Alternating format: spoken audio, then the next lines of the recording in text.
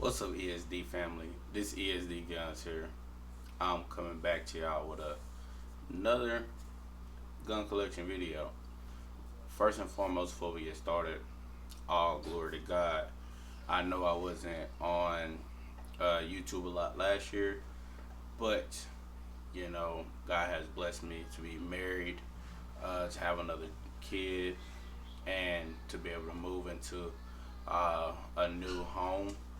So I'm truly blessed beyond measure. Um, y'all might hear a little ruckus in the background, which I'm sorry about that. Just try to focus on the guns if you can. Um, and I just want to say thank y'all for allowing me to reach 1K. I'm super excited. It's over 1,000 people that love me out there, praying for me, and hoping that I make it. So I really appreciate y'all. Um, but here we go. Let's dive in. First gun is a Glock 48. So the reason why I have a Glock 48 is because I do security work. I'm a level 4 security officer here in the state of Texas, in the DFW area. So you might see me out and about. Just say what's up. I ain't bashful. I ain't super aggressive, and I ain't famous either. So hey, family is family to me.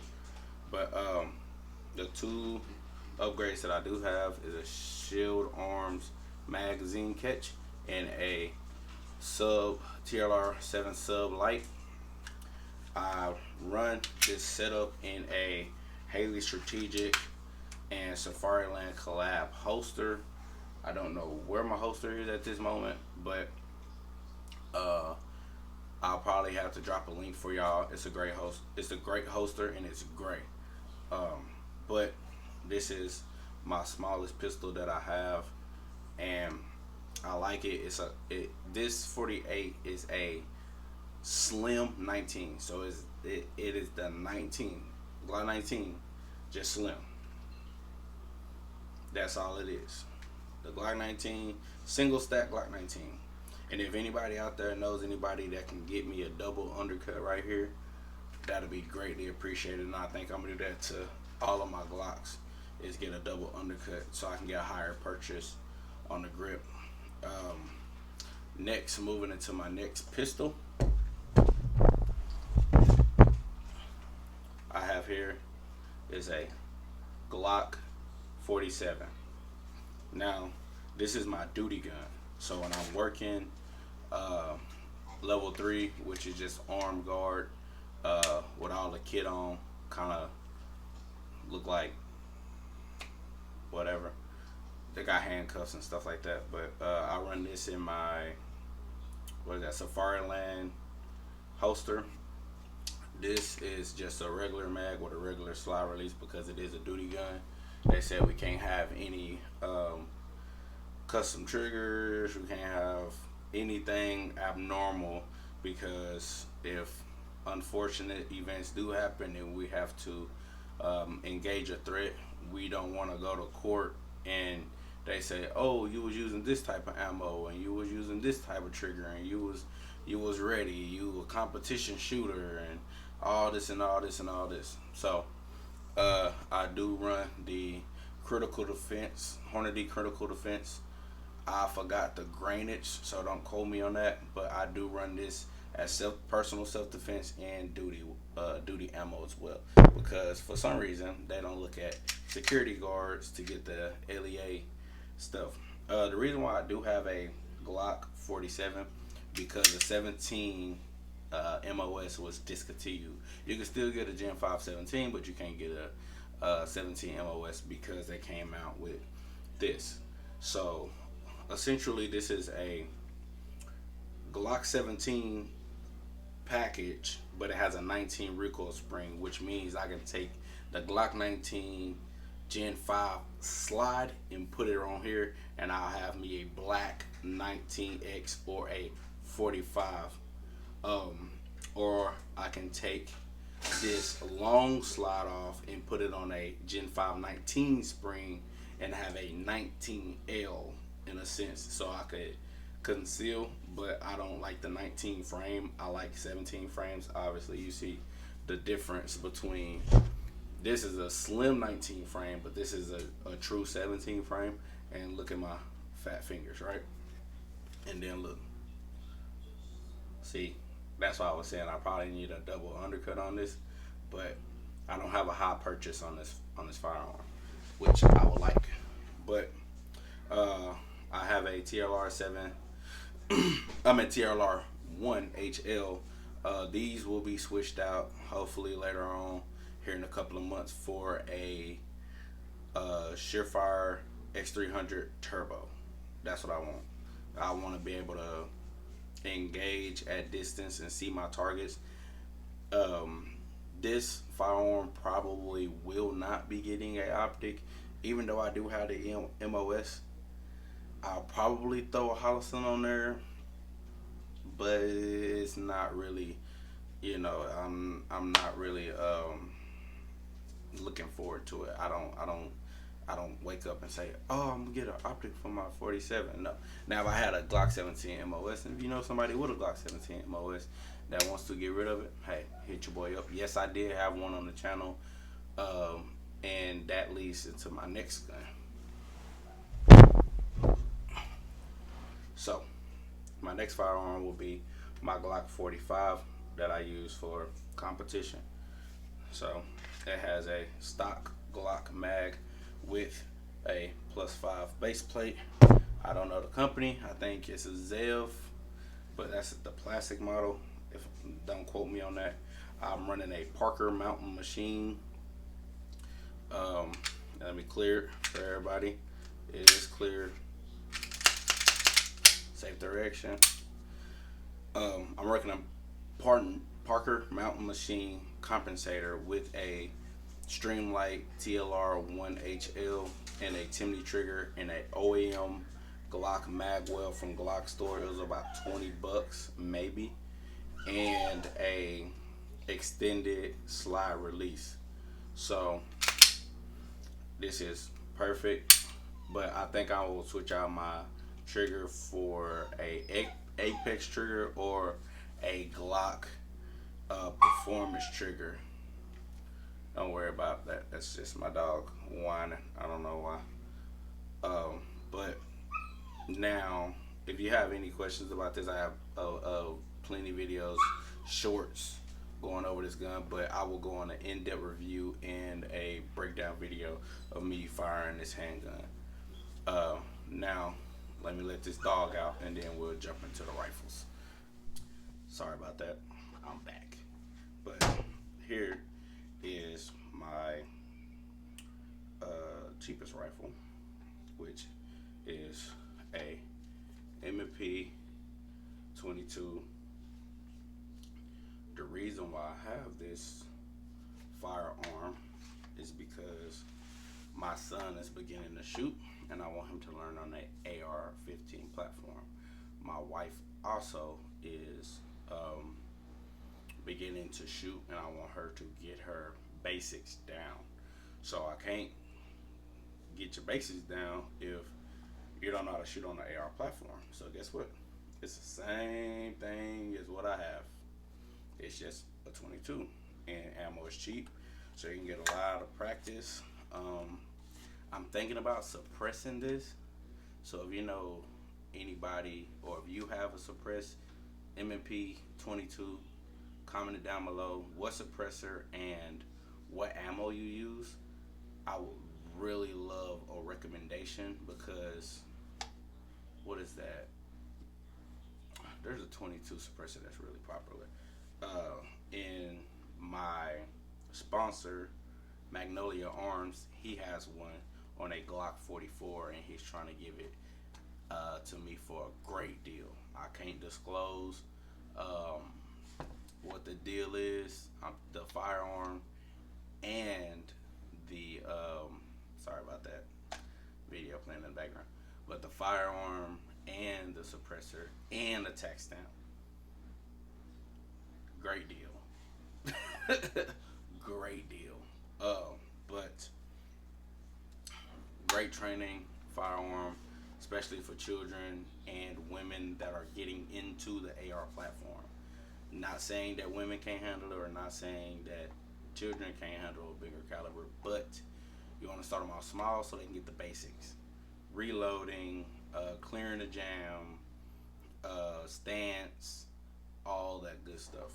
I have a couple of videos of my son actually shooting it, but I don't know the YouTube guidelines, so hey, I'ma just steer clear of that. But my next firearm is a BCM 300 Blackout with a GSL 300K Hush Puppy suppressor. This configuration will be changed again. It has a Law Tactical folder. It goes right in the backpack with the can on it, no problem. And I try not to go too many places with it just because we can't use them at work. I don't know why. I mean, we can easily be outgunned in the security field, but hey, that's DPS, and I'm not finna deal with DPS because they not finna strip me of my license. I have a Surefire Mini Scout. Great laser. It has I forgot the numbers, but the Candela is insane. Is insane for this little bitty package, and there's only one battery, and the battery life lasts a while. So I don't know how they did that, but this is my favorite light. Out of by far out of any weapon light I've had. They're about $200, so you get what you pay for. I want a 100 Concepts light cap, just so I don't cause light to come on, especially when I'm doing things in the dark. But that's why I took off the pressure pad. I do have a pressure pad for it. I took it off so I don't have any negligent discharge of the light, especially in the evening times when I'm out with the guys shooting when the sun's kind of going down. I do not have nods. I've worked with nods. I've looked through nods. I'm trying to get the funds for the nods. So if y'all know anybody that's having a good deal on nods, please let me know. I think my budget will probably be like 25 to 3,000, just depending on. But moving up, I have a 300 Blackout stamped EOTech here, and it does have your holdover for sub and super. Also running one battery with the Unity riser. I'm thinking about getting some iron sights on here, but I want the Magpul metal 45 degree iron sights, so I can come in here and be perfectly fine, but I have to move my light over. So the next upgrade will probably be a handguard that can go all the way over my can, probably to about here or here. It really doesn't matter, but I do want a longer handguard so I can move this light more forward, so the shadow of the suppressor doesn't get in my way when I'm maneuvering. But this firearm with the can cost about 12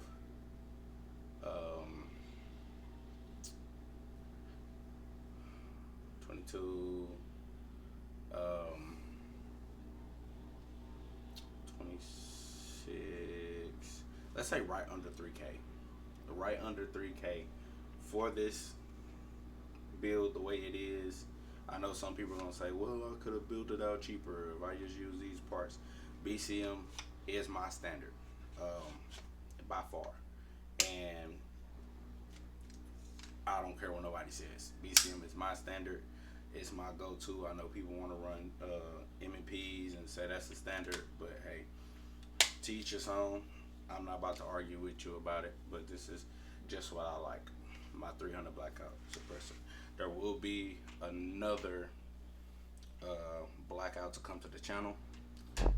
I don't know when, But as soon as I get the money, and as soon as that firearm hits the public, it will get got. So keep your eyes out for that video. Uh, Next firearm here is my bang 14.5 BCM Aero Precision build. I pieced together this rifle over time, and the total cost of this rifle would probably be maybe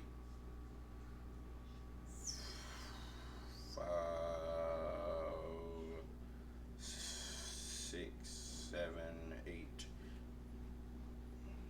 I say with the can, it is approximately $3,500 because that can was actually cheaper than this one. That one only ran me $700 including tax stamp. This one was $1,200 including tax stamp. So this what makes this build blow that build out of the water. But it's my Pilden Weld 14.5. I have a Cloud Defense Rain 2.0 dual fuel. I would like to get rid of this light. If anybody out there wants this light, I want a Surefire mini turbo like the other one. Point blank period. That's what I want. I don't care. I have the Magpul texture grip, perfect BCM. Front pistol grip, and so the only two things on this firearm that's Aero is the upper and the bow carry grip. That's the only two things that's Aero. The lower is a BCM. I know those are two different FDEs, but hey, you got to get what you can get. I bought the lower secondhand, and I got the barrel and handguard from a friend of mine, Eduardo. And hey, that is what it is. I don't know how I got this. Matter of fact, I do know. I bought this from somebody on Facebook group. He charged me $125 because it has a 100 Concepts. What is it? A glare deflector, and then it also is the rechargeable Holosun. I might keep it. I don't know if I want to run a EOTech LPVO on it. If I do run an LPVO, this will be on a 45. So this will make this gun really, really heavy. I was looking at a Vortex Venom, I want to say, and then Loophole has a HD of. Don't get me started. Probably like a HD4, some Loophole. It's crazy. It's expensive too. It's like $1,700, but the sight picture, the eye relief is like out of this world. I think Loophole is getting slept on heavily when it comes to glass. But this is my 14.5. I know I didn't give y'all a gun collection video last year. Is because I was getting rid of all of the hooligan guns. I was getting rid of the Dracos. I was getting rid of the Glocks that were not MOS, or they didn't have a rail for a light. I was getting rid of the two shotguns that I was barely shooting. I was getting rid of all the things that I didn't need because I didn't have lights. I sold pretty much 3 Glocks to get 2 suppressors. I feel like that's an even swap to me. I got rid of the Radical Firearms AR-15s, which were my beginner rifles when I first started out. I had 2 Radical Firearms. I had one 16-inch and one I think it was a 10.5 if I'm not mistaken, and then I had a Bear Creek Arsenal 300 Blackout. I'm not crapping on those companies. Those companies are great starter companies, but once you get into shooting 5,000 rounds, once you get into suppressing things and those companies don't hold up well. Most people are putting super safeties in those just to run them until they explode. Which, hey, if that's what you want to do, if you want to do a demo test on those companies, then hey, go forward. But my bare minimum now, when I tell people that want to buy firearms, especially rifles, is a BCM. My bare minimum for a pistol is a Glock. Point blank, period. BCM rifle, Glock pistol. No if ands buts about it. I do have um, I do have 2011 on the way. Hopefully, I do have a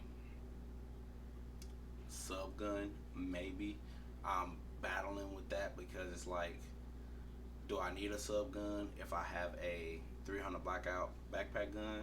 Y'all answer that for me. Should I do a sub gun or should I just run my BCM in a backpack? I mean, hey, it's like run a pistol concealed and then run my BCM in the backpack. It's not really like, I don't think I really need a sub gun. If it's a 45, I'm suppressing it off rip. I'm probably not even gonna show y'all the gun until it's suppressed. But and another thing, if y'all have any suggestions out there for uh, where I can get a 17 MOS, I mean this probably can be seen in other states. Y'all probably have them stocked up in the stores just collecting dust, but here in the DFW area, there ain't none. I had a guy that say, "Oh, I can order you one," and I'm like, "Where? Where is it? Tell me. I'll get my brother to order it, and I'll get it cheaper." And he wouldn't tell me. But I say that to say this: God bless y'all. Thank y'all for watching me. Thank y'all for supporting me, getting me to 1K. I love y'all, and best believe videos will be going this year because I work the night shift now. God bless me to work the night shift, so I have all day to come up with videos and entertain my crowd. Thank y'all for bearing with me. Um, the chair is still here. My new setup is coming. I gotta get curtains and I gotta get some decor. But God bless y'all. Thank y'all so much. And this journey has been amazing. Peace.